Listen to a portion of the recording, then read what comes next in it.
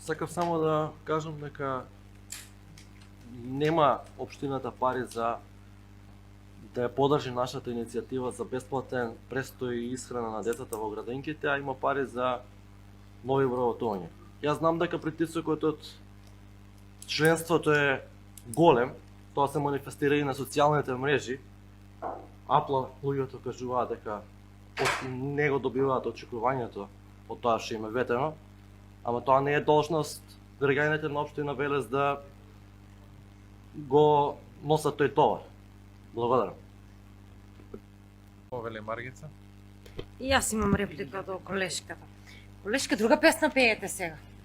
Друга песна пеете сега.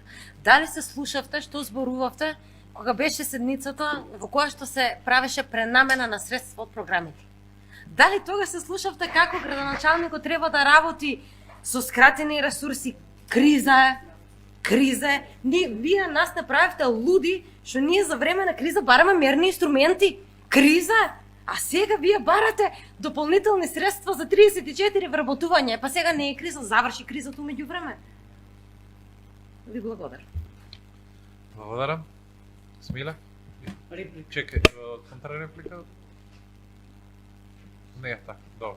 Повели сме. Значи, општина Велес, колешке Бети, точно напредува. Само во една работа во зголемениот број на вработување.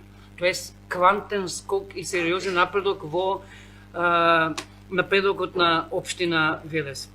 Зголемен обем на работа во услови кога е намален процентот на жители таму некаде за колку таму 7-8 милијади во однос на пред 8 години, во услови кога имаме зголемена дигитализација каде што еден компјутер заменува тројца луѓе, зголемениот обем на работа на вистина не ми е јасен, а видливите резултати се помалку.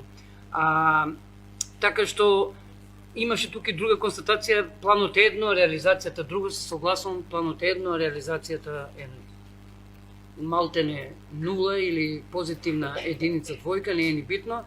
Така што решените предмети за денационализација не е нешто што треба да не направи среќни и треба општината значи и така да тоа е нешто кое што треба да направи тажни зголемениот број на решени предмети, а не да не направи среќни. Тоа не носи прогрес на општината, туку носи спротивната за легализацијата, нели решени многу барања. Да, еве и данокот е супер, одлично. Тоа не ми беше во подсетникот на репликата, благодарам.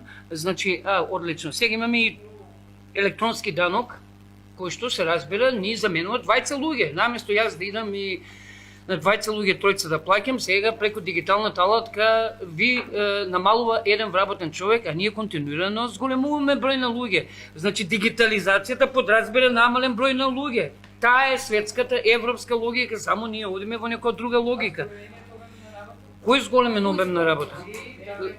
Од зголемен обем на работа, јас само зголемен број на вработување видов овие 4 месеца, благодарам.